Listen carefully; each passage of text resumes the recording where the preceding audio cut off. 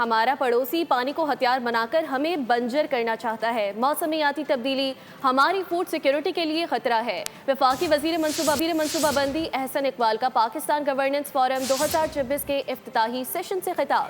انہوں نے کہا کہ ہماری آبادی میں 2.55% اضافہ ہمارے وسائل کو نگل رہا ہے۔ 40% بچوں میں خوراک کی کمی۔ ہمارے پاس ایٹم بم ہے مگر 2.5 کروڑ بچے اسکولوں سے باہر ہیں۔ 24 کروڑ آبادی کے مقابلے میں 40 ارب ڈالر کی برآمدات بہت کم ہیں۔ پاکستان میں گورننس گیپ ہے اور ہماری انتظامی صلاحیت کمزور ہے۔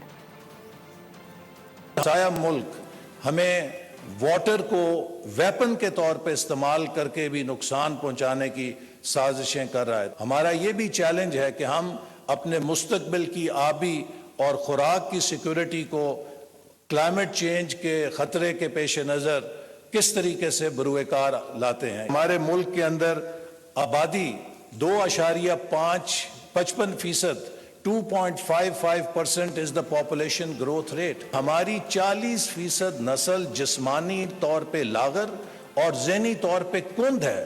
2.5 کروڑ بچے اسکولوں سے باہر ہیں۔ سبسکرائب کریں اور بیل دبائیں تاکہ کوئی خبر رہ نہ جائے۔